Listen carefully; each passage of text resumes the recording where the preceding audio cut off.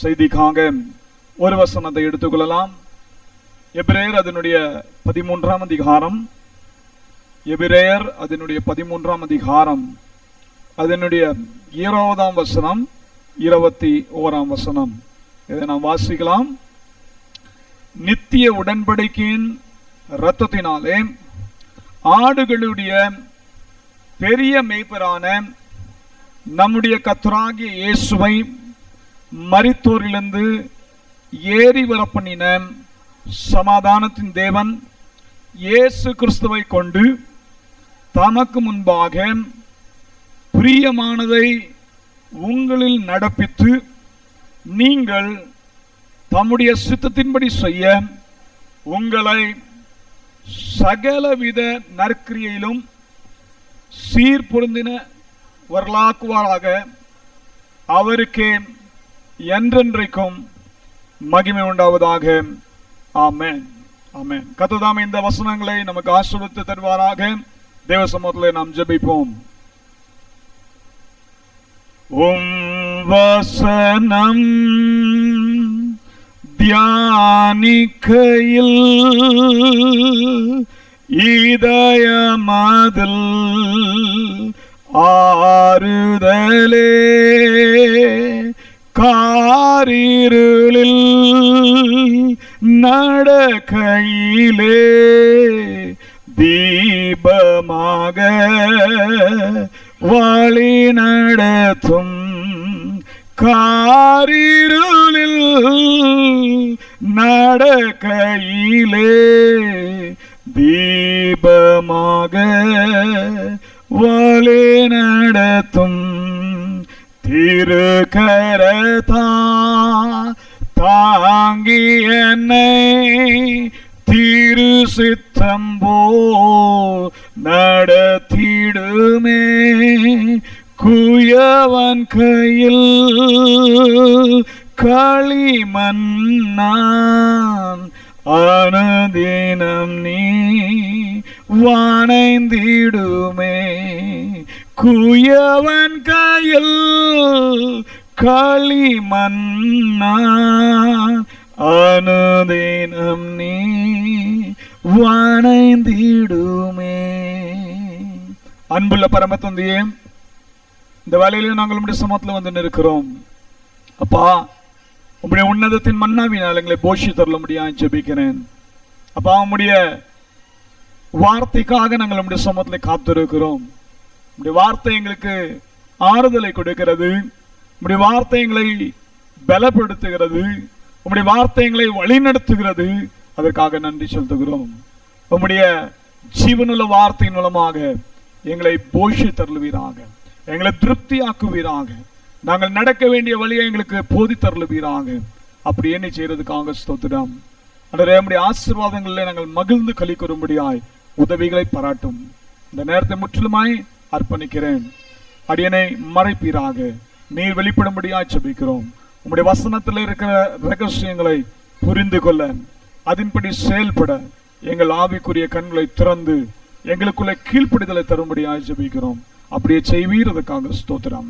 இயேசு கிறிஸ்துவின் விலையேற பெற்ற நாமத்தில் இந்த ஜெபத்தை ஏறெடுக்கிறோம் நல்ல பிதாவே, ஆமென், ஆமென். அருமையான தேவ பிள்ளைகளே, இந்த வேளையில நாம் இந்த வசனத்தை வாசித்தோம். எபிரேயர் அதனுடைய 13ஆம் அதிகாரத்துல ஆண்டவர் முடிக்கும் பொழுது ஆண்டவராகிய இயேசு கிறிஸ்து எப்படிப்பட்டவர் என்பதை சித்தரித்து நமக்கு ஒரு பலத்தை கொடுக்கிறார், நம்மை உற்சாகப்படுத்துகிறார். நம்முடைய ஆண்டவராகிய இயேசு கிறிஸ்துவுக்கு ஒரு நல்ல ஒரு பெயரை கொடுத்திருக்கிறார். என்ன பெயர் அது? அவர் எப்படிப்பட்டவராம்? பெரிய மேய்ப்பராகிய நம்முடைய கர்த்தராகிய இயேசு என்று சொல்லப்படுகிறது. பெரிய மேய்ப்பரான ஆண்டவராகிய இயேசு கிறிஸ்து. ஆண்டவராகிய இயேசு கிறிஸ்துவை குறித்து நமக்கு நன்றாகவே தெரியும். அவர் நமக்கு இரட்சகர், அவர் நம்முடைய தேவைகள் எல்லாம் சந்திக்கிறவர், நம்மை விசாரிக்கிறவர் என்றெல்லாம் நாம் பல காரியங்களை வாசித்திருக்கிறோம், அனுபவித்திருக்கிறோம். ஆனா இந்த எபிரேயாக்கியன் ஒரு அருமையான ஒரு காரியத்தை சொல்றாரு. நம்முடைய ஆண்டவராகிய இயேசு கிறிஸ்து யார்? நமக்கு ஒரு நல்ல மேய்ப்பர் மட்டும் இல்ல, இஸ் a கிரேட் ஷெப்பர்ட், பெரிய மேய்ப்பர். ஆமென். பெரிய மேய்ப்பர்னு சொல்லும்போது நமக்கு எவ்வளவு சந்தோஷத்தை கொடுக்குது, எவ்வளவு பலத்தை கொடுக்குது. நம்முடைய வாழ்க்கையில எத்தனையோ போராட்டங்கள், பிரச்சனைகள் எல்லாம் சந்திக்கிறோம். நம்மோட ஒரு பெரியவர் கூட இருந்தா எவ்வளவு சந்தோஷம். நிறைய பேருடைய வாழ்க்கையில இன்னைக்கு திசை இல்லாம தடுமாறி தவிக்கிறதுக்கு காரணம் என்ன தெரியுமா? பெரியவர்கள் கூட இல்லை. நிறைய பேர் சொல்லுவாங்க, எங்க வாழ்க்கை இப்படி போனதுக்கே காரணம் எங்களுக்கு பெரியவர்கள் வழி நடத்துறதுக்கு, கைட் பண்ணுவதற்கு யாரும் இல்லை. ஆனா தேவ பிள்ளைய, இன்னைக்கு நம்முடைய வாழ்க்கையில நாம் சந்திக்கிற போராட்டம், நாம் சந்திக்கிற பிரச்சனை, பலவிதமான பரீட்சைகளுக்குள்ளே நாம் கடந்து செல்கிறோம். அந்த நேரத்துல நமக்கு ஒரு பெரியவர் கூட இருக்கார். ஹல்லேலூயா. அந்த நம்ம பெரியவர் யார்? நம்முடைய ஆண்டவராகிய இயேசு கிறிஸ்து. அவரை குறித்து சொல்லும்போது அவர் பெரிய மேய்ப்பர் என்று எபிரேய ஆக்கியோன் சித்தரிக்கிறார். ஆமென். இது நமக்கு ஒரு பலத்தை கொடுக்கிறது, உற்சாகத்தை கொடுத்துக்கிறது. இந்த உலகத்துல நீங்க தனியா இல்ல, ஒரு பெரியவர் உங்களோட கூட இருக்கிறார். ஆமென். நீங்க தனியாவே இல்ல, அவர் பெரியவர். இன்றைக்கு தேவ பிள்ளையே, இந்த உற்சாகமான வார்த்தை உங்களை பலப்படுத்தட்டும். இனிமேல் சந்திக்க போற நீங்க சவால்கள், பிரச்சனைகளை இந்த வார்த்தை, தேவனுடைய இந்த நாமம் உங்களை உற்சாகப்படுத்தட்டும். நீங்க எப்பவுமே தேவனை ஆராதிக்கும் போது சொல்லுங்க, என் பெரிய மேய்ப்பராகிய இயேசுவே உமக்கு நன்றி. அல்லேலூயா. பெரிய மேய்ப்பராகிய இயேசுவே உமக்கு நன்றி என்று சொல்லுங்கள். நமக்கு நல்ல ஒரு பெரிய மேய்ப்பர், பெரியவர் மட்டும் இல்ல, he is the shepherd. ஆமென். அவர் நல்ல மேய்ப்பருங்க. மேய்ப்பர்னு சொல்லும்போது ஆடு இருக்கணும், ஒரு ஆட்டுக்கு ஒரு முன்னாடி ஒரு மேய்ப்பன் இருக்கணும். இஸ்ரவேல் தேசத்துல மேய்ப்பன்கள் எல்லாம் இங்குள்ள இந்தியாவில் இருக்கிற மேய்ப்பர்கள் போல அல்ல. இங்க இந்தியாவில் உள்ள மேய்ப்பர்லாம் எப்படின்னா, கடந்த நாட்கள்ல போயிட்டு இருந்தேன், ரோட்ல வண்டி ஓட்டிட்டு கொண்டிருந்தேன், பின்னாடி நின்றுட்டு இருக்கார் நம்ம மேய்ப்பர். ஆடு பாட்டுக்கு கிராஸ் பண்ணுது, நம்ம போறதுல பார்த்து அடிச்சிட்டோம்னா ஆடு அவுட்டு. மேய்ப்பர் எங்க நின்றுட்டு இருக்காரு, அப்படின்னு சொல்றாரு. நல்லா கவனிங்க, இவர் எங்க நின்றுட்டு இருக்காரு? பின்னாடி ஒரு கோலை வச்சுக்கிட்டு இருக்காரு, பின்னாடி நின்றுட்டு அப்படின்னு சொல்றாரு. அது பாட்டுக்கு ஓடுது. வண்டி வேகத்துல வந்தா என்ன ஆகும்? அந்த ஆட்டை அடிச்சுட்டு போயிடும். பின்னாடில இருந்து இவர் மேய்ப்பன் டோய் சொன்னாதான் ஒரு காரியத்தையும் காப்பாற்ற முடியாது. ஆனா இஸ்ரவேல் தேசத்துல உள்ள மேய்ப்பன் அப்படி இல்லை.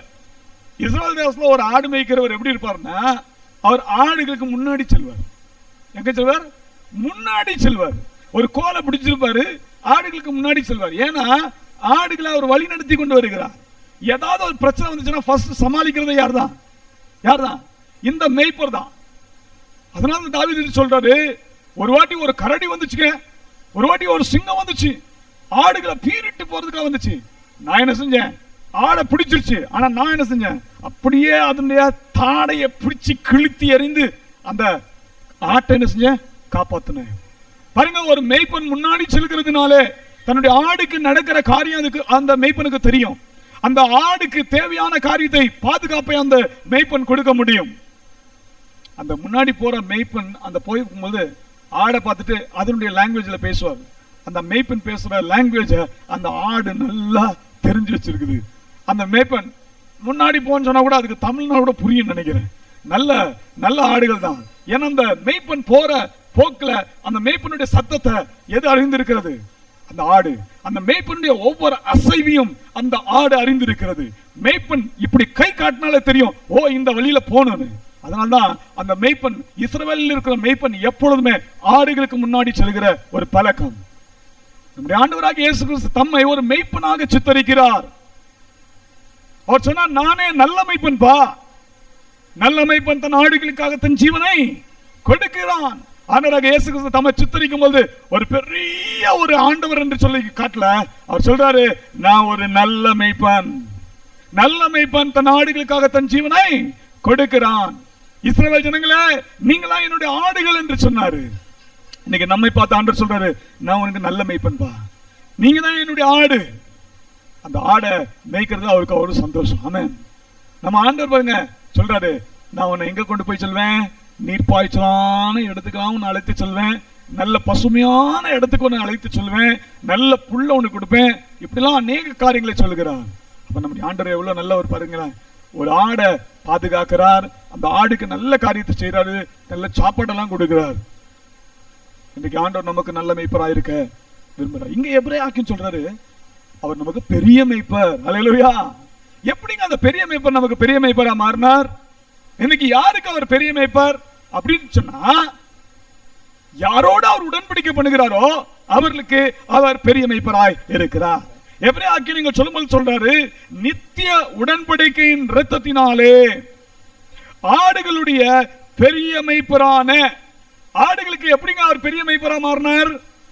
நித்திய உடன்படிக்கையின் இரத்தத்தினாலே. இன்னைக்கு தேவ பிள்ளையே, இன்றைக்கு நம்முடைய ஆண்டவர் நமக்கு பெரிய மேய்ப்பராய் மாற வேண்டும் என்றால் நாம் அவருடைய உடன்படிக்கைக்கு நாம் உட்பட்டிருக்க வேண்டும். ஆண்டவராகிய இயேசு கிறிஸ்து நம்மோட ஒரு நித்திய உடன்படிக்கையை செய்கிறவராய் இருக்கிறார். ஆண்டவராகிய இயேசு கிறிஸ்து உலகத்தில் இருந்தபோது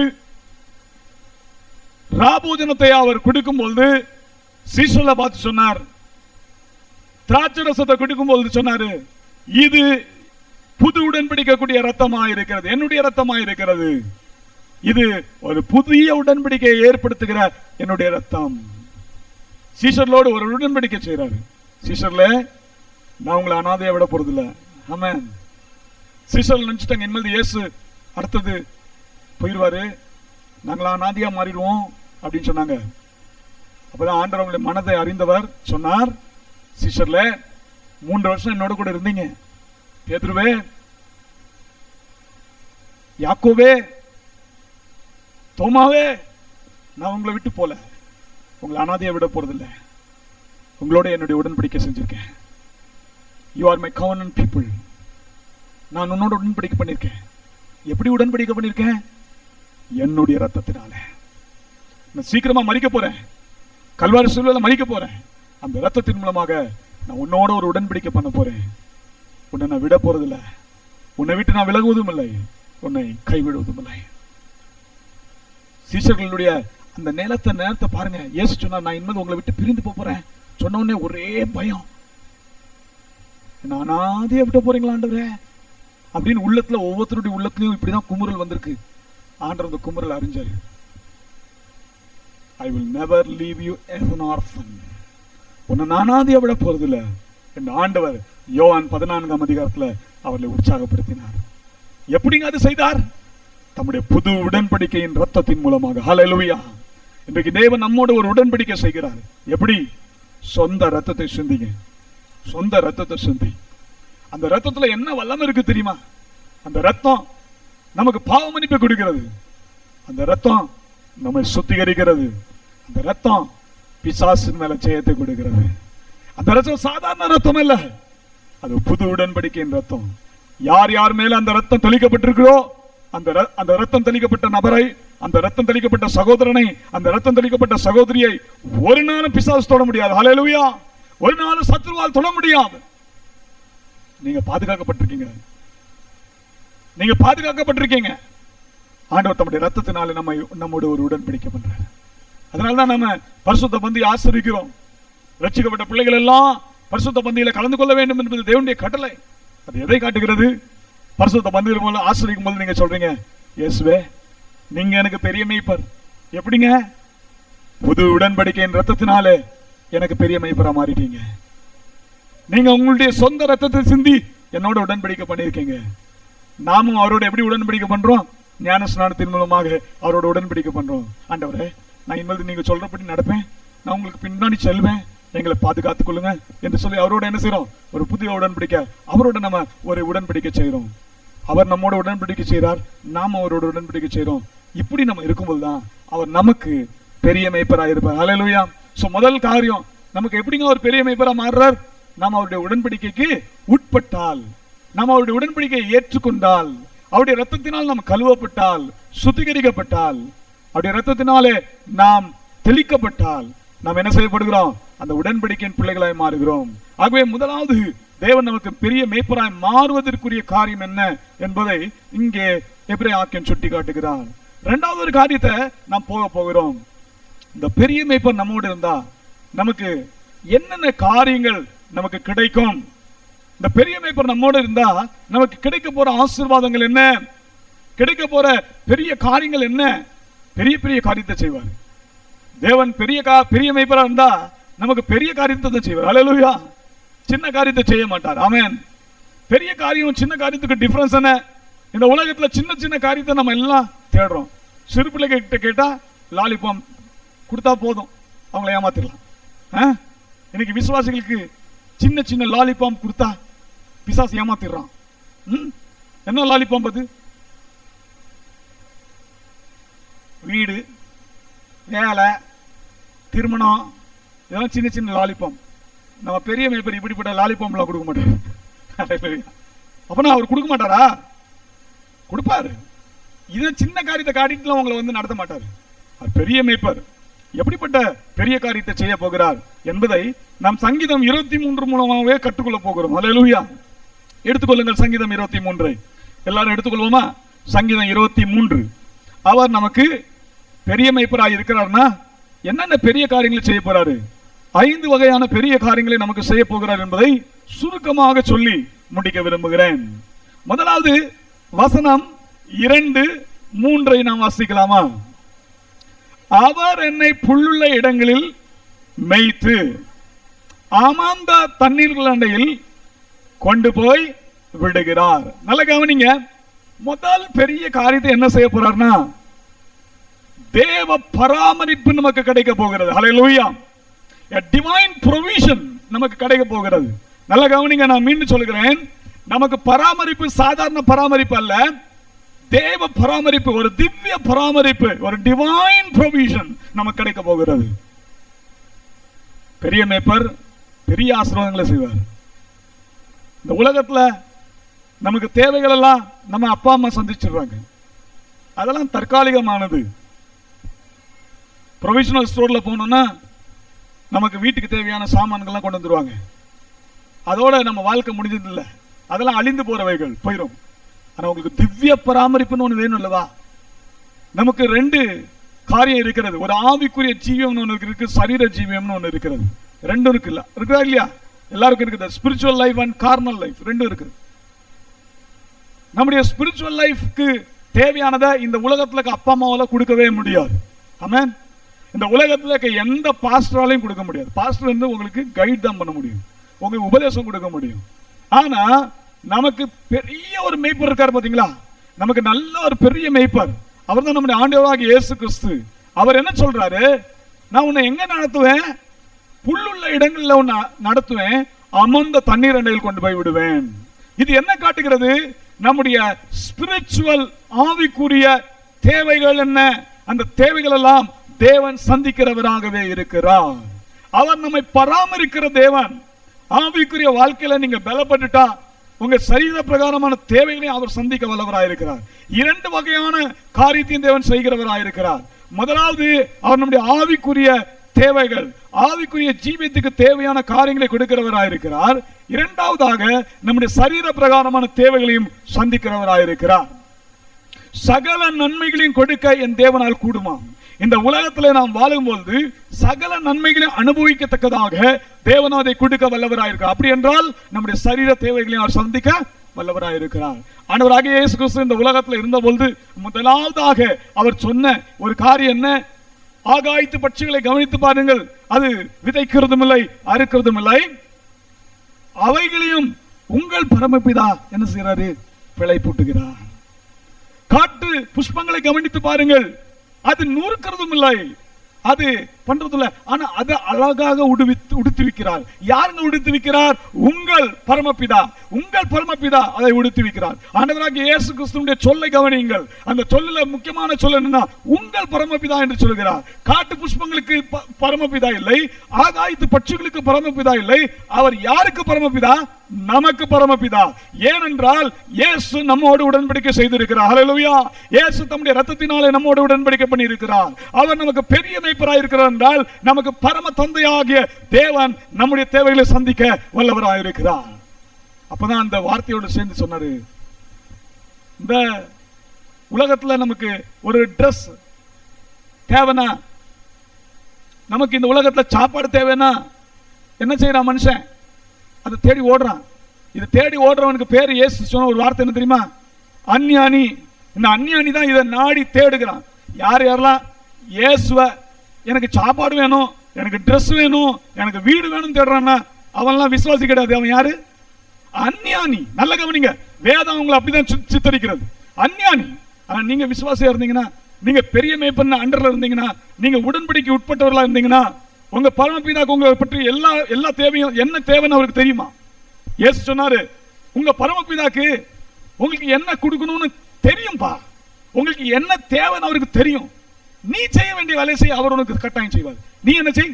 முதலாவது தேவனுடைய ராஜ்யத்தையும் அவருடைய நீதியும் தேடு, அப்பொழுது இவைகள்லாம் உனக்கு கூட கொடுக்கப்படும். நல்லா கவனித்து பாருங்க, இவையெல்லாம் நமக்கு கிடைக்கணும்னா இந்த ஆகாரம், இந்த உலகத்துல அழிந்து போற சில பொருட்கள், நம்ம சரீரத்துக்கு தேவையான காரியங்கள், இந்த சரீரத்தில் உயிரோடு வாழ்வதற்கு, இந்த சரீரத்தில் இந்த உலகத்தில் நல்ல ஜீவியம் செய்வதற்கு, மற்றவர்களுக்கு உதவிகள் செய்வதற்கு நமக்கு பணம் தேவைதான், நமக்கு பொருட்கள் தேவைதான், இதெல்லாம் உண்மை. ஆனால் இதை நாம் நாடி திரியக்கூடாது. மாறாக ஆண்டவருடைய சமூகத்தில், ஆண்டவரே என்னுடைய ஆவிக்குரிய ஜீவியத்துக்கு தேவையான காரியங்களை தாருங்கள் என்று சொல்லி தேவனுடைய ராஜ்யத்தையும் அவருடைய நீதியை நீங்க தேட ஆரம்பிச்சிட்டீங்கன்னா, ஆண்டவர் சொல்றாரு, இதெல்லாம் உனக்கு என்ன செய்வேன்? கூட கொடுப்பேன். எக்ஸ்ட்ரா போனஸ், ஆமென், உங்களுக்கு கிடைக்கும். தேவன் கொடுக்கிறத பற்றி கொள்ளுங்கள். ஹalleluya. என் தேவன் சொல்றாரு, நீ நாளைய தினத்தை குறித்து கவலையே படாத, நான் உன்னோட கூட இருக்கேன். நம்முடைய பெரிய மேய்ப்பர் முதல் காரியத்தை செய்யறாரு, நம்முடைய ஆவிக்குரிய தேவைகளை அவர் சந்திக்கிறவராக இருக்கிறார். ஆவிக்குரிய ஒரு இளைப்பாறுதலை தருகிறவராக இருக்கிறார். அமாந்த தண்ணீர் என்ன கொண்டு போய் விடுறான்னா ரெஸ்ட். என்னது என்ன சொல்வாரு? we need rest. எல்லா மனுஷனுக்கு என்ன தேவைங்க? என்ன தேவை? ரெஸ்ட். we need. இதுதான் பராமரிப்பு என்று சொல்லுகிறது, ப்ரொவிஷன். ஆண்டவர் செய்கிறாரு. கொஞ்சம் வசனத்தை வாசிங்க. மத்தேயு 11ஆம் அதிகாரம், மத்தேயு 11:28 கொஞ்சம் எனக்கு வாசிங்க பார்க்கலாம். வருத்தப்பட்டு பாரம் சுமக்கிறவர்களே, நீங்கள் எல்லாரும் என்னிடத்தில் வாருங்கள், நான் உங்களுக்கு இளைப்பாறுதல் தருவேன். நான் சாந்தமும் தாழ்மையுமாய் இருக்கிறேன். என் நுகத்தை உங்கள் மேல் ஏற்றுக்கொண்டு என்னிடத்தில் கற்றுக்கொள்ளுங்கள், அப்பொழுது உங்கள் ஆத்மாக்களுக்கு என்ன செய்வேன்? இளைப்பாறுதல் தருவேன். நல்ல கவனிங்க, நீங்க ஆண்டவருடைய சமூகத்தில் உங்க பாரத்தை வச்சுட்டு ஒரு விசை பாவத்தை அறிக்கை செய்து மனம் திரும்பி பாவ மன்னிப்பை பெற்றுக்கொண்டீங்கன்னா, ரட்சிப்பை பெற்றுக்கொண்ட பிறகு அதோட நின்று விடாதீர்கள். ஆண்டவர் சமூகத்தில் உங்க நுகத்தை கொடுத்துருங்க. அவர் தம்முடைய நுகத்தை உங்களுக்கு தருவார், உங்களுக்கு கற்றுக் கொடுப்பார். பெரிய மேய்ப்பர் நமக்கு கற்றுக் கொடுப்பார். கற்றுக் கொடுத்தா என்ன நடக்கும் தெரியுமா? நம்முடைய ஆத்மாவுக்கு என்னங்க கிடைக்கும்? இளைப்பாறுதல், ரெஸ்ட். ஒரு இளைப்பாறுதல் வேணுமா? நல்ல இளைப்பாறுதல் தான் நீங்க சுறுசுறுப்பா வேலை செய்ய முடியும். டயர்டா இருந்தீங்கன்னா எப்பவுமே எதுவுமே செய்ய முடியாது. பிசாசு இன்னைக்கு மனுஷனுக்குள்ள சோர்வை கொண்டு வந்துடுறான், பல காரியங்களை கொண்டு வந்துடுறான், அப்படியே முடங்கி கிடக்க பண்றான். அதனால வசனம் சொல்ல, ஆபத்து காலத்தில் நீ சோர்ந்து போவானால் உன் பலன் குறுகினது. பாருங்க, நமக்கு ஒரு பரம மேய்ப்பர் இருக்காரு, ஒரு பெரிய மேய்ப்பர் இருக்காரு, ஞாபகத்தில் வச்சுக்கோங்க. பெரிய மேய்ப்பர் நமக்கு என்ன செய்யறாரு தெரியுமா? சோர்வுள்ள நேரத்துல, சோர்வோடு இருக்கிற நேரத்துல வசனத்தை கொடுத்து நம்ம உற்சாகப்படுத்துகிறார், கை தூக்கி எடுக்கிறார். என்ன செய்யறா? கை தூக்கி எடுக்கிறார். நமக்கு ஆவிக்குரிய போஜனத்தை மட்டும் கொடுக்கிறவர் அல்ல, அடுத்தது ஆவிக்குரிய இளைப்பாறுதலையும் தருகிறார். நல்ல ரெஸ்ட். பிரச்சனைகள்னால சோர்ந்து போற நேரம், போராட்டங்கள்னால சோர்ந்து போற நேரம், நம்முடைய விசுவாசம் அப்படியே அசையும் நேரத்துல பெரிய மேய்ப்பரை நோக்கி பாருங்க. இயேசுவே, உம்முடைய ரத்தத்தினால என்னோட ஒரு நித்திய உடன்படிக்கை செய்திருக்கீங்களே, எனக்கு உதவி செய்யுங்க ஆண்டவரே என்று சொன்னா, நீங்களும் நானும் தேவனுடைய இளைப்பாறுதலை பெற்றுக்கொள்ள முடியும். நம்முடைய ஆத்மாவுக்கு ஒரு இளைப்பாறுதல். இந்த ஆத்மாவுக்கு இளைப்பாறுதல் வந்துச்சுன்னா ஆட்டோமேட்டிக்கா உங்க சரீரம் ஆயிரும், உற்சாகம் அடைஞ்சிடும். ஹல்லேலூயா, ஹல்லேலூயா. நீங்க ஒரு ஸ்பிரிச்சுவல் ரெஸ்டையும் நீங்க பெற்றுக்கொள்ள முடியும். இதாங்க பராமரிப்பு. உணவு, தண்ணீர் எல்லாம் தருகிறார், உண்மைதான். அதோட ஆகாரத்தையும் தருகிறார், அதோட ரெஸ்ட், இளைப்பாறுதலையும் தருகிறார். எத்தனை நல்ல ஆண்டவர். யோவான் அதனுடைய 6ஆம் அதிகாரத்தை வாசித்து பார்த்தீங்கன்னா, அங்க நமக்கு நல்ல ஒரு ஆவிக்குரிய ஜீவ அப்பமாய் அவர் இருக்கிறார் என்று சொல்லி, யாரெல்லாம் அதை புசிக்கிறாங்களோ அவங்களுக்கு என்ன உண்டு? நித்திய ஜீவன் உண்டு என்பதையும் இங்கே சுட்டி காட்டுகிறார். ஆகவே இன்றைக்கு நாம் ஒரு காரியத்தை கற்றுக்கொள்வோம். தேவன் நம்முடைய பெரிய மேய்ப்பராக இருந்தா அவர் நமக்கு என்ன செய்வார்? ஒரு தேவ பராமரிப்பை தருவார், ஒரு திவ்ய பராமரிப்பை நமக்கு தருகிறவராக இருக்கிறார். சோ ஆண்டுடைய சமூகத்தில் உங்களை அர்ப்பணிங்க, ஆண்டுடைய உடன்படிக்கையின் பிள்ளைகளா ஜீவிங்க. ஆண்டவர் பெரிய காரியங்களை செய்கிறவராக இருக்கிறார். இரண்டாவது ஒரு காரியத்தை தாவீது நமக்கு கற்றுக் கொடுக்கிறார். தேவ நடத்துதல் நமக்கு கிடைக்கிறதா இருக்கிறது. அதாவது டிவைன் ஒரு கைடன்ஸ் நமக்கு கிடைக்கிறது. தேவ நடத்துதல். வாசிக்கலாம். அதே 23ஆம் சங்கீதம் 23 அதனை 3ஆம் வசனம் 4ஆம் வசனம். அவர் என் ஆத்துமாவை தேற்றி தம்முடைய நாமத்தின் நிமித்தம் என்னை நீதியின் பாதையில் நடத்துகிறார். நான் மரண இருளின் பள்ளத்தாக்கில் நடந்தாலும் பொல்லாப்புக்கு பயப்படேன், தேவரீர் என்னோட கூட இருக்கிறீர், உமது கோலும் உமது தடியும் என்னை தேற்றும். நல்ல கவனிங்க, அடுத்த ஒரு முக்கியமான ஒரு காரியம் இங்க நான் வாசிக்கிறோம். அவர் நமக்கு நல்ல நடத்துதலை தருகிறார்.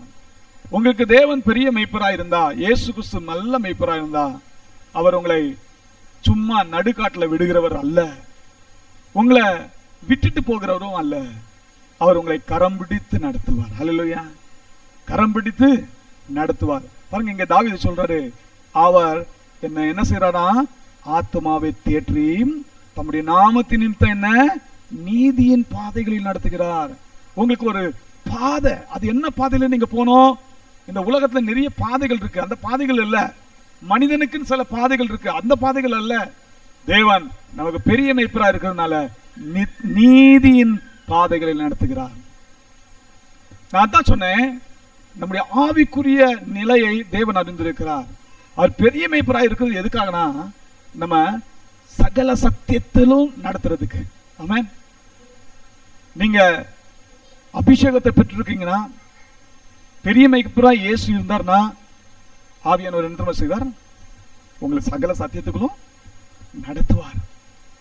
அந்த சத்தியம் உங்களை சரியான பாதையில நடத்தும். இந்த சத்தியம் வேற யாரும் இல்ல, ஆண்டவராக இயேசு கிறிஸ்துவே அந்த சத்தியம். ஆண்டவராக இயேசு கிறிஸ்துவே அந்த சத்தியம். தாவீது சொல்றாரு, உம்முடைய நாமத்தின் நிமித்தம் என்ன நீதியின் பாதையில நடத்துகிறீர். இன்றைக்கு தேவன் உங்களுக்கு நல்ல நாமத்தை கொடுத்திருக்கிறார். அவருடைய நாமத்துல ஒரு முக்கியமான, நம்முடைய பெரிய மெய்ப்பராக இயேசு கிறிஸ்துவுக்கு ஒரு நல்ல நாமம் இருக்கு. அது என்ன தெரியுமா? சத்தியம். ஹல்லேலூயா. அவர் வசனம், அவர் தான் சத்தியம். அவர் என்ன செய்வார்? உங்களை சத்தியத்தின் பாதையில நடத்துவார். சத்தியத்தின் பாதையில நடக்கிறவங்க தான் பரலோக ராஜ்யத்துக்குள்ளே பிரவேசிக்க முடியும். இந்த உலகத்துல நமக்கு நிறைய வழிகளை நம்ம தேர்ந்தெடுத்து போனோம்னா, அதெல்லாம் மரண வழிகளா இருக்குது, எங்கேயாவது கொண்டு போய் நம்ம விட்டுரும். விசுவாசியே, உனக்கு ஒரு பாதை வேண்டும். அது என்ன பாதை? நீதியின் பாதை. வாசிங்க கொஞ்சம் சங்கீதம் அதனுடைய 25ஆம் அதிகாரம் 8ஆம் வசனம் 9ஆம் வசனம் 10ஆம் வசனத்தை நீங்க வாசித்தீங்கன்னா, அதுல கர்த்தர் நமக்கு எவ்வளவு நல்லவராய் இருக்கிறார், உத்தமராய் இருக்கிறார். அவர் என்ன செய்கிறார் பாருங்க. பாவிகளுக்கு என்ன செய்யறாரா? வழியை தெரிவிக்கிறார். சாந்த குணமுள்ளவர்களை நியாயத்திலே நடத்தி சாந்த குணமுள்ளவர்களுக்கு தமது வழியை போதிக்கிறார். கர்த்தருடைய உடன்படிக்கையும் அவருடைய சாட்சிகளையும் கைக்கொள்கிறவர்களுக்கு அவருடைய பாதைகள் எல்லாம் கிருபையும் சத்தியமுமானவைகள். நல்லா கவனிச்சீங்களா? இப்படிப்பட்ட ஒரு பாதையில நாம் நடக்க வேண்டும். பிரியமானவர்களே, நம்முடைய பெரிய மெய்ப்பராகிய இயேசு கிறிஸ்து நம்மோட உடன்படிக்கை செய்திருக்கிறார். நாம் உடன்படிக்கையின் பிள்ளைகளா ஜீவிப்போனா, கர்த்தருடைய கற்பனைகளுக்கு கீழ்ப்படிந்து நடப்போனா, வசனம் சொல்லுது, அவர் என்ன செய்வாராம்? நம்மை அவருடைய பாதைகளை நடத்துவார். அந்த பாதைகள் எப்படிப்பட்டதா இருக்குது? கிருபையும் சத்தியமும் மானவைகள். பாவிகளுக்கு வழியை காட்டுறாரு, சாந்த குணமுள்ளவர்களுக்கு தம்முடைய வழியை போதிக்கிறார். இப்ப நீங்க எப்படி நடக்கணும், எப்படி செய்யணும் கற்று தருவார். அதனாலதான் வசனம் சொல்லுது, 32ஆம் சங்கீதம் அதனுடைய 8ஆம் வசனத்தை வாசிப்போம். நான் உனக்கு போதித்து நீ நடக்க வேண்டிய வழியை உனக்கு காட்டுவேன், உன்மேல் என் கண்ணை வைத்து உனக்கு ஆலோசனை சொல்வேன். ஆண்டவர் தாமே சொல்றாரு, நான் உனக்கு போதித்து நீ நடக்க வேண்டிய வழியை உனக்கு காட்டுவேன், உன்மேல் என் கண்ணை வைத்து உனக்கு ஆலோசனை சொல்வேன். எவ்வளவு நல்ல தேவன் பாத்தீங்களா? இன்றைக்கு இந்த உலகத்துல எப்படி நடக்கணும்னு தெரியாம நிறைய பேர் வாழ்ந்துட்டு இருக்காங்க. ஆனா ஆவிக்குரிய தேவ பிள்ளையே, இன்றைக்கு உனக்கு ஒரு நல்ல ஒரு பெரிய மேய்ப்பர் இருக்கிறார். அந்த பெரிய மேய்ப்பர் எப்படிப்பட்டவர் தெரியுமா? உன்னை நடத்துகிறவர். ஹல்லேலூயா. அவர் நடத்துகிறவர். நீங்க எப்போ ஒரு பிரச்சனை வந்துச்சுன்னா, ஒரு போராட்டம் வந்துச்சுன்னா என்ன செய்றீங்க? விசுவாசியை நீ செய்ய வேண்டிய ஒரு வேலை இருக்கு. எங்க ஓடுங்க? எங்க ஓடுங்க? உங்க பெரிய மேய்ப்பர்கிட்ட ஓடுங்க. பெரிய மேய்ப்பராகிய இயேசு கிறிஸ்துவை எப்படி போய் சந்திக்க போறீங்க? உங்க அறை வீட்டை பூட்டுங்க. ஹல்லேலூயா. நீங்க ஜெபிக்க வேண்டிய ஒரு அறைக்குள்ள போங்க, ஜெபிங்க. இயேசுவே எனக்கு உதவி செய்யுங்க. அவர்கிட்ட ஆலோசனை பெறுங்க. அவர் உங்களுக்கு நல்ல ஆலோசனை, தக்க ஆலோசனை உங்களுக்கு தருவார். நல்ல தேவன், நல்ல மெய்ப்பன். அதனால நீங்க என்ன செய்யணும்? எந்த பிரச்சனை வந்தாலும் என்ன போராட்டம் வந்தாலும் உபவாசத்தினாலும் ஜபத்தினாலும் தேவனை தேடுங்க. ஹல்லேலூயா. இந்த அட்வைஸ் எப்பவுமே பெற்றுக்கொள்ளுங்க. உபவாசத்தினாலும் ஜபத்தினாலும் ஆண்டவரை தேடுங்க. அப்போ ஆண்டவர் என்ன செய்வார்? உங்க மேல கண்ணை வைப்பார், உங்களுக்கு போதித்து இந்த வழியில நடன்னு சொல்லி கொடுப்பாரு. அது உங்களுக்கு ஜீவனை கொடுக்கிறதா இருக்கிறது, நித்திய ஜீவனை கொடுக்கிறதா இருக்கிறது, நித்திய இளைப்பாதலை கொடுக்கிறதா இருக்கிறது. அது கிருபை நிறைந்தவைகளாய் சத்தியமுள்ளவைகளாய் இருக்கிறது. எவ்வளவு நல்ல தேவன் பாத்தீங்களா? இங்க தாவீது ராஜா சொல்றாரு, என்ன அவருடைய நாமத்தின் நிமித்தம் நீதியின் பாதையிலே நடத்துகிறார். இன்னைக்கு இப்படிப்பட்ட காரியத்தை செய்ய பழகுவோம். உபவாசத்தினாலும் ஜபத்தினாலும் தேவனை தேடுவோம், தேவனை கண்டடைவோம். ஆண்டவர் சொல்றார், நீ என்ன தேடினா நீ கண்டடைவாய், நீ என்ன தேடினா நீ கண்டடைவாய். அப்போதான் வழி இதுவே, இதில் நட என்று சொல்லிய தேவனுடைய மெல்லிய சத்தத்தை நீங்க கேட்பீங்க. ஆமென். எத்தனை பேருக்கு தேவனுடைய சத்தத்தை கேட்கறதுக்கு காது இருக்கு? அநேக நேரங்கள் ஏன் நம்ம சத்தத்தை கேட்கல அப்படின்னா, ஆண்டவர் உபவாசத்தோட ஜபத்தோட நம்ம தேடவே இல்லை, வேதத்தை வாசித்து தியானிக்கவே இல்லை. ஆனா எங்க போறோம்? நம்ம நேரம்லாம் பிரச்சனை எல்லாம் எங்க ஓடுறோம்? மனுஷனை ஓடுறோம், பிரபுக்களை நாடி ஓடுறோம், ஒரு பேங்க் நமக்கு உதவி செய்யாதான்னு ஓடுறோம். இதுதான் பிரச்சனை. எல்லாவற்றுக்கும் போறதுக்கு முன்னாடி, டாக்டர்கிட்ட போறதுக்கு முன்னாடி, பேங்க் போய் ஹெல்ப் கேட்கறதுக்கு முன்னாடி, ஒரு பிரபுவை போய் சந்திக்கிறதுக்கு முன்னாடி, ஒரு மனுஷனை போய் சந்திக்கிறதுக்கு முன்னாடி நீங்க என்ன செய்ய வேண்டும்? பெரிய மேய்ப்பராகிய இயேசுவை சந்தித்தே ஆக வேண்டும். அவர்கிட்ட போய் கேளுங்க. அப்போ அவர் காரியத்தை அனுகூலமாய் மாற்றி தருவார், காரியத்தை வாய்க்க பண்ணுவார். ஹல்லேலூயா. காரியத்தை வாய்க்க பண்ணுவார், உங்களை நடத்தி செல்வார். நல்ல தேவன் நமக்கு உண்டு. மூன்றாவது ஒரு முக்கியமான காரியத்தை சொல்லுகிறேன், வாசிக்கலாம். அதே 4ஆம் வசனத்தை வாசிப்போம். நான் மரண இருளின் பள்ளத்தாக்கில நடந்தாலும் பொல்லாப்புக்கு பயப்படேன், தேவரீர் என்னோட கூட இருக்கிறீர். இது என்ன காட்டுது? தேவ பிரசன்னத்தை காட்டுகிறது. ஒரு திவ்ய பிரசன்னம். ஆண்டவர் பெரிய மேய்ப்பராய் இருக்கிறபடினாலே நமக்கு ஒரு திவ்ய பராமரிப்பை தருகிறார். தேவன் நமக்கு நல்ல ஆண்டவராகிய இயேசு கிறிஸ்து நமக்கு பெரிய மேய்ப்பராய் இருக்கிறதுனால என்ன பெரிய காரியத்தை செய்கிறார்? திவ்ய நடத்துதல், தேவ நடத்துதல் நமக்கு கிடைக்கிறது. நமக்கு எப்படி நடக்கணும்னு அருமையா வழி நடத்துறாரு. மூன்றாவது ஒரு காரியம், அவர் நமக்கு ஒரு தெய்வ பிரசன்னத்தை தருகிறார். Divine presence. நல்ல கவனிங்க, டிவைன் பிரசன்ஸ் உங்க வாழ்க்கையில ஒவ்வொருத்தருக்கும் தேவை. ஆண்டவரே உங்களுடைய சமூகம் இல்லாம என்ன நீங்க அனுப்பாதீங்கன்னு சொல்லுங்க டெய்லி ஜெபத்துல. ஆமென். ஒவ்வொரு நாளும் காலை வேளையில எழுந்திருக்கிறீங்க, ஆண்டவர்கிட்ட கேளுங்க, ஆண்டவரே உங்களுடைய பிரசன்னம் எனக்கு தேவை. மோசே ஆண்டவர்கிட்ட ஜெபம் பண்ணாரு. பிரச்சனை வந்துருச்சு, பெரிய பிரச்சனை. என்ன பிரச்சனை நான் சொல்லியிருக்கிறேன், முன்னாடியே கூட சொல்லியிருக்கிறேன். மோசே தேவ சமூகத்தில் இருக்காரு. ஆனா இந்த ஜனங்கள்லாம் இஸ்ரவேல் ஜனங்க, வழி நடத்தின இஸ்ரவேல் ஜனங்க விக்கிரக ஆராதனை செய்ய ஆரம்பிச்சிட்டாங்க, கண்டுக்குட்டி வச்சு வணங்க ஆரம்பிச்சிட்டாங்க. உடனே ஆண்டவர் கோவம் வந்துச்சு. ஆண்டவர் சொன்னார், மோசே நீ நடத்தி வந்த ஜனங்க போய் பார், என்னை விட்டு விலகி போயிட்டாங்க அப்படின்னு சொன்னாங்க போது மோசேக்கு புரியல, இந்த ஜனங்க இப்படி பண்ணுவாங்களான்னு அவன் நம்பவே இல்லை. ஆனா கீழே இறங்கி வரும்போது தான் கையில ஆண்டவர் கொடுத்து எழுதி கொடுத்த அந்த 10 கட்டளையும் இருக்கு, அதோட சேர்ந்து யோசுவாவோட கீழே அப்படியே இறங்கி வராரு. இறங்கி வந்த பார்த்த உடனே பயங்கரமான சத்தம், பெரிய ஒரு ஆரவரு, அங்க ஒரு பெரிய ஒரு கோஷங்கள்லாம் எழும்பிட்டு இருக்கு. கீழே ஜனங்க பார்த்தா ஆடி பாடி என்னென்னவோ கூத்தாட்டம் பண்றாங்க. என்னதுன்னு பார்த்தா கண்டுக்குட்டியை வச்சு வணங்கிட்டு இருக்காங்க. மோசேக்கு வந்தது கோபம். அப்பதான் ஆண்டவர் சொன்னது புரிஞ்சுக்கிறாரு. ஐயோ எவ்வளவு வேதனையான காரியம். கையில இருந்த பலகையை தூக்கி அந்த கோபத்துல தூக்கி அடிச்சாரு பாருங்க, கற்பலைகள் 2 உடைஞ்சு போச்சு. நல்லா கவனிங்க, நான் சொல்றது கவனிங்க. மோசே இப்படிதான். அதுக்கப்புறமா அங்க ஒரு பெரிய சங்காரமே நடக்குது. அங்கே விக்கிராதம் செய்த நிறைய மக்கள் மடிந்து போனாங்க. அதுக்கப்புறமா இப்போ அடுத்தது இப்போ வனாந்திர யாத்திரை கானானை நோக்கி ஓடணும். இப்போ ஒரு பெரிய ஆக்சிடென்ட் நடந்துருச்சு. இப்போ பயம். மோசே ஆண்டவரை பார்த்து ஜெபம் பண்றாரு. யாத்திரை 33ஆம் அதிகாரத்தை வாசித்தீங்கன்னா தெரியும். ஜெபம் பண்றாரு, ஆண்டவரே உங்களுடைய சமூகம் இல்லாம எங்களை நடத்தியே செல்ல வேண்டாம், எங்களுக்கு உங்களுடைய சமூகம் தேவை, உங்களுடைய சமூகம் எனக்கு தேவை. அநேக நேரங்கள மரண இருளின் பள்ளத்தாக்கில் நடக்கும்போது என்னங்க நடக்குது? அது வரைக்கும் நமக்கு பிரச்சனையே இல்லை. மரண இருளின் பள்ளத்தாக்கு வந்துச்சுன்னா பிரச்சனை. அல்லேலூயா. நமக்கு நல்ல ஆராதனை இருக்கும்போது பிரச்சனை இல்லை. நம்ம நல்ல ஆண்டவர்கிட்ட பெற்றுக்கொண்டு இருக்க ஆசீர்வாதங்களை பெற்றுக்கொண்டு இருக்கும்போது ஒரு பிரச்சனையும் இல்லை. ஆனா நம்ம வாழ்க்கையில திடீரென்று மரண இருள் வரும்போது என்ன செய்வீங்க? மரண பயம் கவி கொள்ளும்போது என்ன செய்வீங்க? தாவீது சொல்றாரு, மரண இருளின் பள்ளத்தாக்கில் நடந்தாலும் நடந்தாலும் தேவரீர் என்னோட கூட இருக்கிறீர். இதுதாங்க தேவிய பிரசனம். ஏன்னா கர்த்தர் அவருக்கு மேய்ப்பரா இருந்தார். ஆமென். தாவீதுக்கு கர்த்தர் என் மேய்ப்பரா இருக்கிறார் சொன்னதுனால சொல்றாரு, உம்முடைய பிரசனம் என்னோட கூட இருக்குது. நான் மரண இருளின் பள்ளத்தாக்கில் நடந்தாலும் நீங்க என்னை விட்டு போல ஆண்டவரே, யூ ஆர் வித் மீ. இன்னைக்கு தேவன் நமக்கு பெரிய மேய்ப்பரா இருந்தார்னா உங்களுக்கு என்ன செய்வார் தெரியுமா? மரண இருளின் அந்த பள்ளத்தாக்கில் நீங்க நடக்கும்போது கூட ஆண்டவர் உங்களை கைவிட போறதே இல்லை. ஹல்லேலூயா. தேவன் உங்களை கரம் பிடித்து நடத்துவார். சீஷர்ல பார்த்து ஆண்டவராகிய இயேசு கிறிஸ்து சொன்ன ஒரு காரியம், இந்த உலகத்துல உங்களுக்கு உபத்திரம் உண்டு. இந்த உலகத்துல உபத்திரம் உண்டு. விசுவாசியே, உங்க வாழ்க்கையில உபத்திரம் உண்டு. ஆண்டவருக்காக நீங்கள் பாடுபடும் பொழுது, ஆண்டவருடைய வசனத்துக்காக ஜீவிக்கும் பொழுது உங்களுக்கு உபத்திரங்கள் வரதான் செய்யும். விசுவாச பரீட்சை ஏற்படதான் செய்யும். அன்றியும் தேவ பக்தியாய் நடக்க விரும்புகிறவர்கள் என்ன ஆகுவாங்க? உபத்திரவப்படுவார்கள். உண்மைதான். மரண இருளின் பள்ளத்தாக்கில் நடக்க வேண்டிய சூழ்நிலை வரலாம். ஆனா கலங்காதீங்க. இயேசு என்ன தெரியுமா சொன்னார் சீஷர்ல பார்த்து? பயப்படாதீர்கள், கலங்காதீர்கள், நான் உலகத்தை ஜெயித்தேன். உலகத்தை ஜெயித்த பெரிய மேய்ப்பர் உங்களோட இருக்கும்போது ஏங்க பயம்? ஹல்லேலூயா.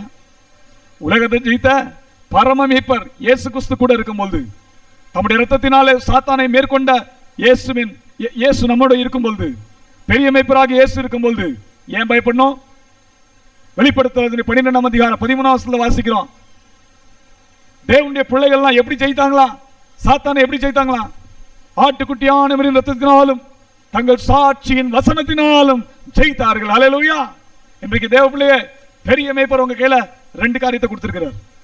தம்முடைய இரத்தத்தை கொடுத்திருக்கிறார். பெரிய மேய்ப்பர் இன்னொரு காரியத்தை கொடுத்திருக்காரு. உங்ககிட்ட கோலை கொடுத்திருக்காரு. ஹல்லேலூயா. உங்களுக்கு தம்முடைய வசனத்தை கொடுத்திருக்கிறார். 2 காரியத்தை கொடுத்திருக்கிறார். இதே 23ஆம் சங்கீதத்துல மீண்டும் இந்த 4ஆம் வசனத்துல வாசித்து பாருங்க. தேவரீர் என்னோட கூட இருக்கிறீர், உமது கோலும் உமது தடியும் என்னை தேற்றும். ஆண்டவர் கோலை கொடுத்திருக்கார், தடி கொடுத்திருக்காரு. கோல தடி எதை குறிக்குது? அதிகாரத்தை குறித்திருக்கிறது. வசனம் என்னும் அதிகாரத்தை தேவன் உங்களுக்கு கையில கொடுத்திருக்கிறார். ஹல்லேலூயா. வசனம் தான் அத்தாரிட்டி. கர்த்தர் கொடுத்திருக்க அதிகாரம். சாத்தானை மேற்கொள்வதற்கு தேவன் வசனத்தை கொடுத்திருக்கிறார். அந்த வசனத்தை என்னவா மாத்துங்க? உங்க சாட்சியின் வசனமா மாத்துங்க. ஹல்லேலூயா. அந்த சாட்சியின் வசனமா மாத்துங்க. 2 காரியத்தை கொடுத்திருக்காரு. ஆட்டுக்குட்டியானவரின் ரத்தம், இயேசு கிறிஸ்து தம்முடைய நித்திய உடன்படிக்கைக்குரிய அந்த ரத்தம் உங்களுக்கு கையில கொடுத்திருக்காரு. அந்த ரத்தத்தை எடுத்துக்கோங்க. சாத்தான் மேல ஜெயணுங்க. மரண இருளின் பள்ளத்தாக்கில் நடந்தாலும் தேவரீர் என்னோட கூட இருக்கிறீரப்பா, உங்களுடைய ரத்தம் என்னோட கூட இருக்குது. 2வது சொல்லுங்க, உங்களுடைய வசனம் என்னோட கூட இருக்குது. இந்த வசனம் தான் பட்டயம். ஹல்லேலூயா. இந்த வசனம் தான் பட்டயம். இந்த பட்டயத்தை வச்சு எதிரியினுடைய எல்லா விதமான செயல்களையும் முறியடியுங்கள். ஹல்லேலூயா. சாத்தானுடைய சகல தந்திரங்களையும் மேற்கொள்ளுங்கள். இந்த பட்டயத்தை யூஸ் பண்ணீங்கன்னா வெற்றி நிச்சயம். ஹல்லேலூயா. இன்னைக்கு தேவ பிள்ளையே, 3வது காரியம், தேவன் தம்முடைய பிரசன்னத்தை நமக்கு கொடுத்திருக்கிறார். அதனால நீங்க என்ன செய்யணும்? மரண இருளின் பள்ளத்தாக்கில் நடக்கும்போது, பிரச்சனைகள் வரும்போது அதிகமா என்ன செய்யுங்க? இரத்த கோட்டைக்குள்ள உங்களை மூடிக்கொள்ளுங்க. அது மட்டுமல்ல, வசனத்தை நல்லா தியானிங்க. வசனத்தை பிடிங்க. ஆண்டவரே என்னோட பேசுவேன்னு சொல்லுங்க. ஆண்டவர் பேசுவார். வசனத்து மூலம் பேசுவார். வசனத்து மூலம் நடத்துவார். தேவ பிரசனம் தேவை. தேவ பிரசனம் இல்லாம ஒரு மனிதனும் இந்த உலகத்துல வெற்றியுள்ள வாழ்க்கை வாழ முடியாது. 4வது ஒரு பெரிய காரியத்தை செய்யறார் பாருங்க. வசனம் 5 வாசிக்கலாம். என் சத்துருக்களுக்கு முன்பாக நீர் எனக்கு ஒரு பந்தியை ஆயத்தப்படுத்தி என் தலையை எண்ணெயால் அபிஷேகம் பண்ணுகிறீர். பாத்தீங்களா? அடுத்த ஒரு காரியம், ஒரு தேவ அபிஷேகம் நம்மேல் வருகிறது. ஹல்லேலூயா.